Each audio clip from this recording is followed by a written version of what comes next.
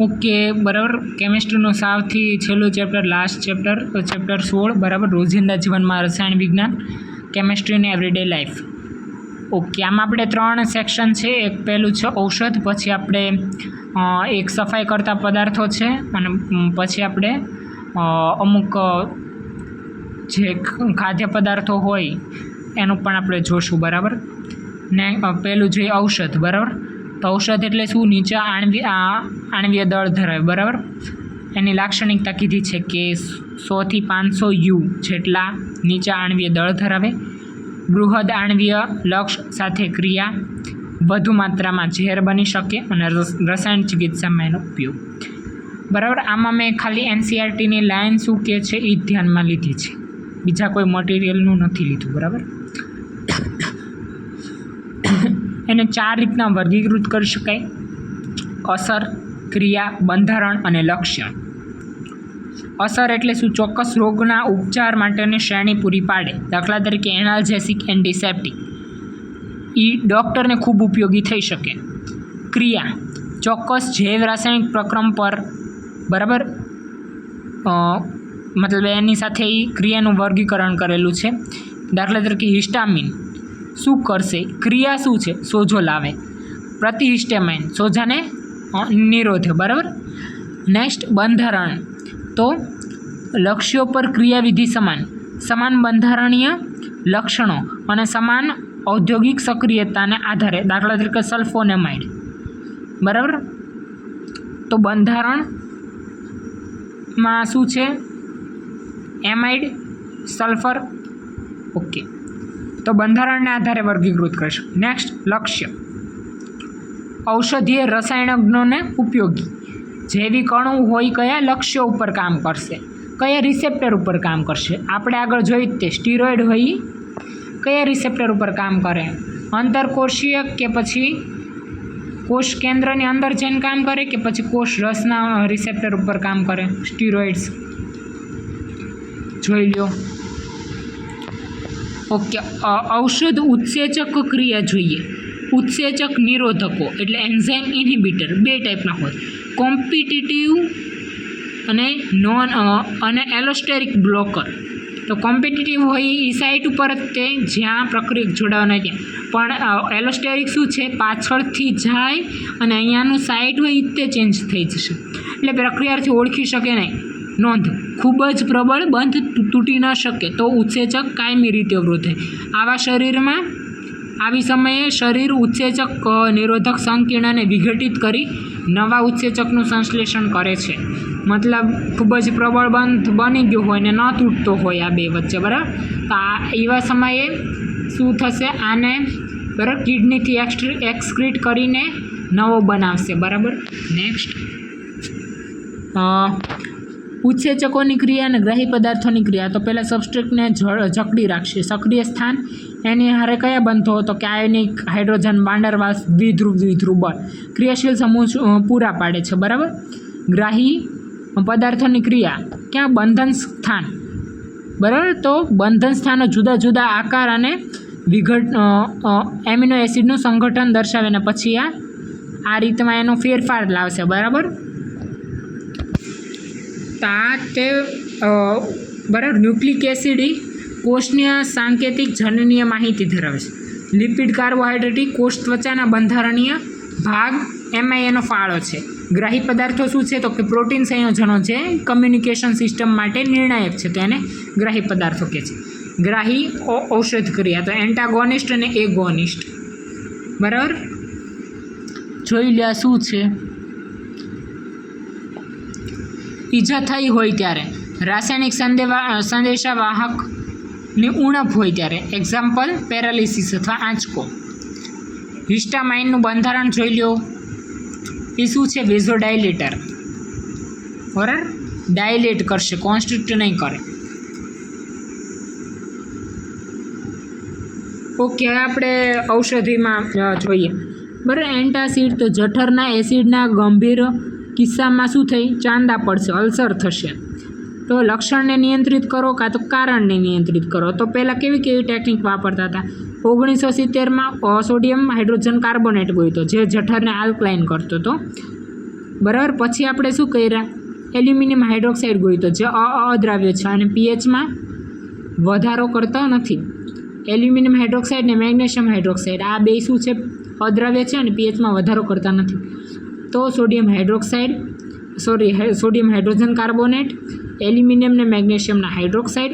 પછી બે દવાઈ ટેગામેટ અને ઝેન્ટેક. એમાં ટેગામેટ બહુ ચાલી, બરાબર. સિમેટિડિન અને પછી રેનિટિડિન આવી. આ ખૂબ વેચાણીથી આ એન્ટીહિસ્ટામિનિક છે, બરાબર. સોરી, આ એન્ટાસિડ છે પણ એચ રિસેપ્ટર બ્લોકર છે.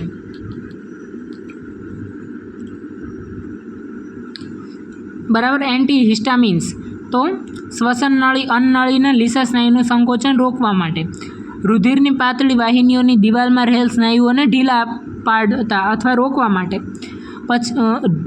ઢીલા પડતા રોકવા માટે, નાસિકામાં થતો ભરાવો રોકવા માટે, ફૂલોની પરાગરજની એલર્જી થતાં રોકવા માટે. બે દવા આપેલી છે, બ્રોન્ફેનરીમાઇન ડિમેટપ અથવા ડિમેટન, ટર્ફેનાડિન એટલે સેલ્ડેન. તો આ શું છે, એ રિસેપ્ટર છે, આ બી રિસેપ્ટર છે. જો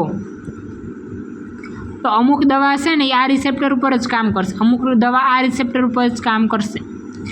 એન્ટીહિસ્ટામિન આગળ આપણે એન્ટાસિડ કઈ છે, એન્ટાસિડ ને એન્ટીહિસ્ટામિન બે છે. આ રેનિટિડિન ને સિમેટિડિન. અત્યારે તો એન્ટાસિડમાં પ્રોટોન પંપ ઇન્હિબિટર આવી ગયા છે, બરાબર. પેન્ટોપ્રાઝોલ ને એ બધા, બરાબર. તો એન્ટાસિડ છે. ઓકે. હવે આનો આપણે ઇતિહાસ જોઈએ. 1929માં એલેક્ઝાન્ડર ફ્લેમિંગે પેનિસિલિન સક્રિય સંયોજનનું અલગીકરણ શુદ્ધિકરણ કર્યું અને ચિકિત્સક પરીક્ષણ માટે જરૂરી માત્રામાં પદાર્થ એકત્રિત કર્યો અને આ બનાવવા માટે એને 13 વર્ષ લાગ્યા. બેક્ટેરિયા નાશક ને બેક્ટેરિયા નિરોધક, બરાબર. MCQ હોય જ છે કે પેનિસિલિન, એમિનોગ્લાયકોસાઇડ અને ઓફ્લોક્સોસિન, બરાબર. આ બધા બેક્ટેરિયાના નાશ કરશે. બેક્ટેરિયા નિરોધી એટલે, બરાબર, બેક્ટેરિયાની વૃદ્ધિ અટકાવશે. આ નાશ જ કરી નાખશે, આ વૃદ્ધિ અટકાવશે. તો એને એક્ઝામ્પલ છે એરિથ્રોમાઇસિન, ટેટ્રાસાઇક્લિન અને ક્લોરેમ્ફેનિકોલ. અને ક્લોરેમ્ફેનિકોલ એ જઠરાંત્રિય માર્ગમાં શોષાય છે, બરાબર. એનું શોષણ ક્યાં થાય છે એ જોવું. બ્રોડ સ્પેક્ટ્રમ એટલે શું, ગ્રામ પોઝિટિવ ને ગ્રામ નેગેટિવ બેયનો નાશ અથવા બેયનું મતલબ સ્થાયી કરતા હોય એનો ગ્રોથને. પછી નેરો સ્પેક્ટ્રમ એટલે શું, ગમે એ કાં તો ગ્રામ પોઝિટિવ અથવા કાં તો ગ્રામ નેગેટિવ બેમાંથી એક ઉપર જ કામ કરી કે. અને બરાબર. સાંકડો સ્પેક્ટ્રમ કોને કહેવાય કે માત્ર એક સૂક્ષ્મ જીવ કે એક રોગ ઉપર જ તે કામ કરતા હોય. દાખલા તરીકે ઇકોલાઈ બેક્ટેરિયા છે તો એકને જ મારતો હોય, સ્યુડોમોનાસ અથવા સ્ટેફાઇલોકોકસ છે તો એકને. ઓકે. પછી એમ્પિસિલિન ને એમોક્સિસિલિન કયા વર્ગની છે, પેનિસિલિન જી. એનું ઉત્પાદન કોણ કરે છે, પિમ્પરી, બરાબર. હિન્દુસ્તાન એન્ટીબાયોટિક ખાનગી ક્ષેત્ર. વેન્કોમાઇસિન, ક્લોરેમ્ફેનિકોલ, બરાબર. આ બધા બ્રોડ સ્પેક્ટ્રમ છે. બ્રોડ સ્પેક્ટ્રમના એક્ઝામ્પલ કયા કયા છે, એમ્પિસિલિન, એમોક્સિસિલિન એ બધા પેનિસિલિન્સ છે. વેન્કોમાઇસિન, ક્લોરેમ્ફેનિકોલ. ટાઇફોઇડ, મૂત્રચેપ, મરડો, મગજમાં સોજો, વધુ તાવ ને ન્યુમોનિયા એમાં આ બધાનો ઉપયોગ કરી શકાય.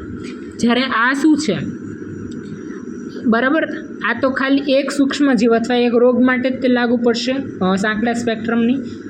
તો ડિસિડાઝરીન, તો ડિસિડાઝરીનનું શું છે તો કે કેન્સર કોષોના કેટલાક વિભેદ પ્રત્યે વિષાલુ મનાય છે, એટલે કેન્સરની સારવારમાં ડિસિડાઝરીનનો ઉપયોગ થાય છે, જે સાંકડા સ્પેક્ટ્રમ એન્ટીબાયોટિક છે. નેક્સ્ટ, ચેતાતંત્રને સક્રિય કરતા ઔષધ, બરાબર. મુખ્ય ચેતા અને ગ્રાહી પર અસર કરશે. બે ટાઈપના છે, ટ્રાન્ક્વિલાઇઝર્સ પ્રશાંતકો અને એનાલ્જેસિક્સ. તો ટ્રાન્ક્વિલાઇઝર્સ એમ જ યાદ રાખો, મંદમાં મેપ્રોબામેટ અને ક્લોરડાઇઝેપોક્સાઇડ, મધ્યમમાં આઇપ્રોનિયાઝિડ અને ફિનાલ્ઝિન અથવા નાર્ડિન, અતિ ચિંતા અથવા ઉદાસીનતામાં ઉત્પાનિલ બાર્બિચ્યુરેટ્સ. એના વ્યુત્પન્નો કયા કયા છે, લ્યુમિનાલ, સેકોનાલ, એમાઇટાલ, નેમ્બ્યુટાલ અને વેરોનાલ. આ તમારે જ્યારે આગળ ભણશો ત્યારે આવશે. 2 મિનિટ. ઓકે. અને આ બધા નિંદ્રાકારી પદાર્થો છે, બરાબર. લેતા જ તે ઊંઘાઈ છે. ચેતાપ્રેષક દ્રવ્ય જો બીજા કયા પદાર્થો છે, વેલિયમ અને સિરોટોનિન. ઓકે, ચેતાપ્રશક દ્રવ્ય નોરએડ્રેનાલિનનું પ્રમાણ બ્રેનમાં ઓછું થશે, મગજમાં, એટલે સંદેશ મોકલવાની ક્રિયાવિધિ ધીમી પડશે અને એટલે જ તે આપણે ઉદાસ થઈ જશું, બરાબર, ડિપ્રેશન આવશે. તો ડિપ્રેશન દૂર કરવા માટે કયું વધવું જોઈએ, બરાબર, તો નોરએડ્રેનાલિન અને સિરોટોનિન.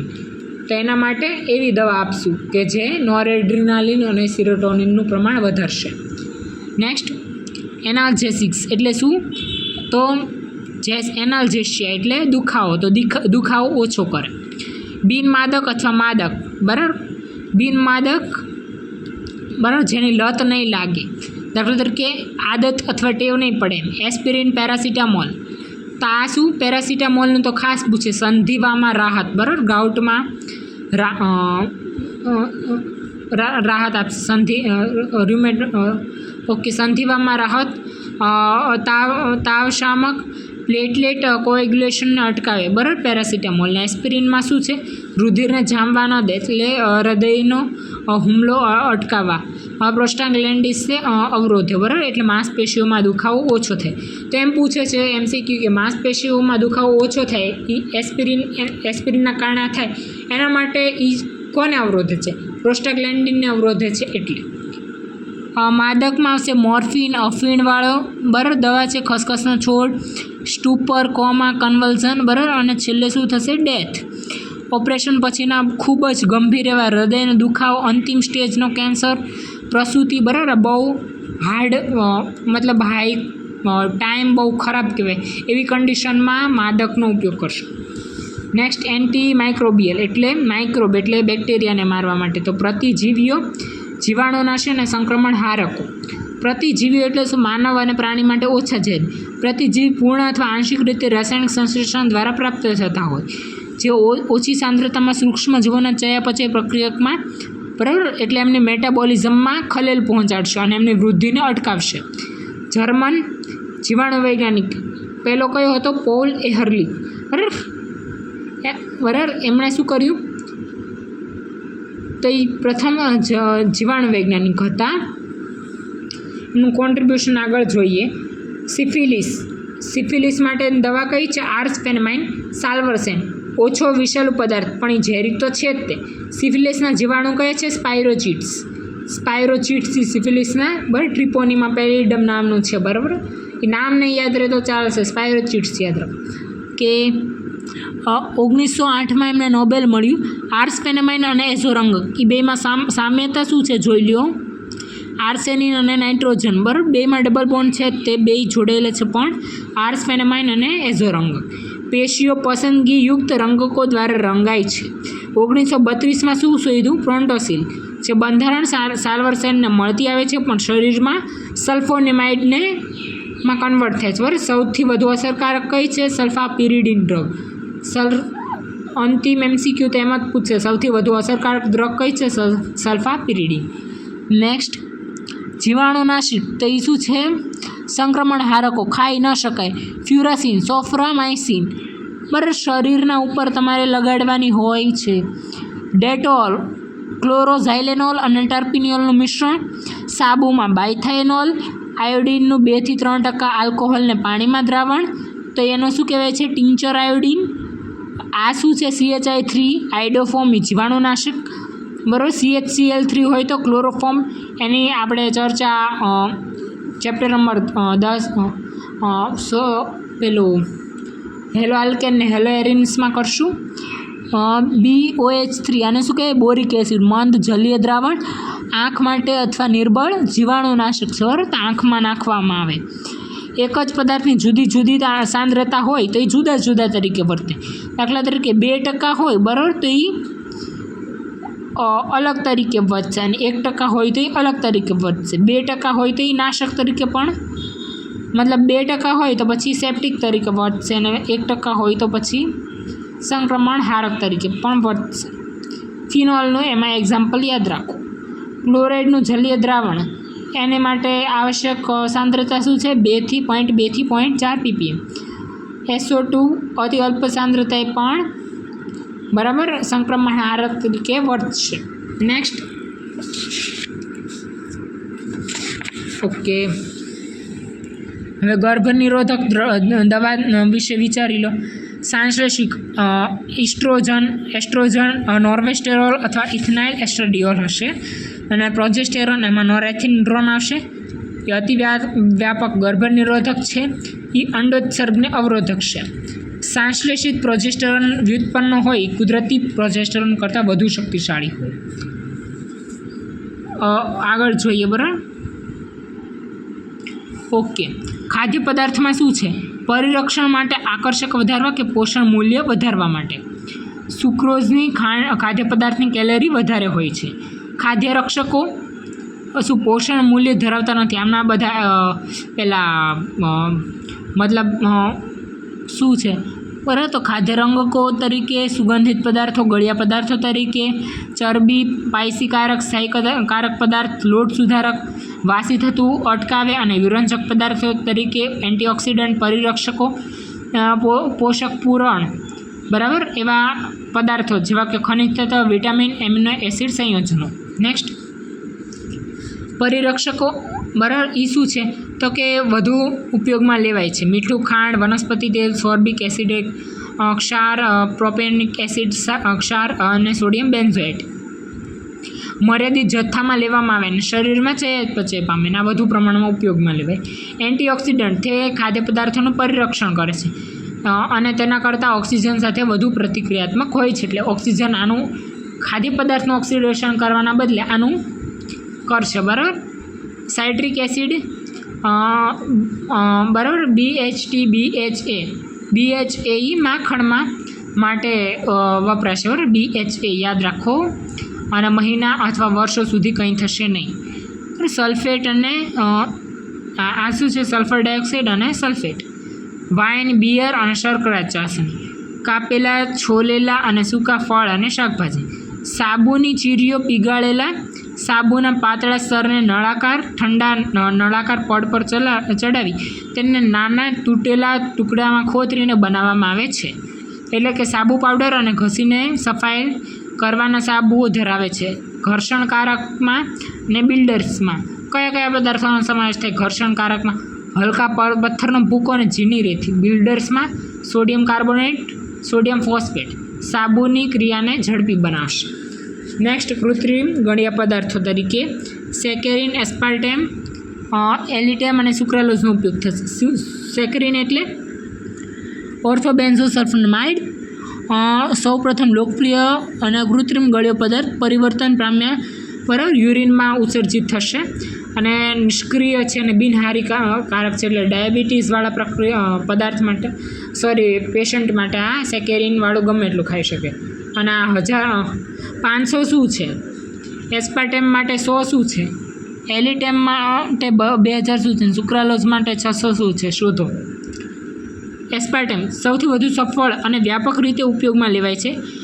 એસ્પાર્ટિક એસિડ અને ફિનાઇલ એલેનિન ડાયપેપ્ટાઇડનો એસ્ટર. ઠંડા ખાદ્ય પદાર્થ અને ઠંડા પીણા પૂરતો મર્યાદિત, ને રસોઈ બનાવવાના અને તાપમાને અસ્થાયી છે, બરાબર. તો એસ્પાર્ટેમિક આ બહુ પૂછે છે. નેક્સ્ટ, એલિટેમ સૌથી વધુ શક્તિશાળી ગળ્યો પદાર્થ. કેમ?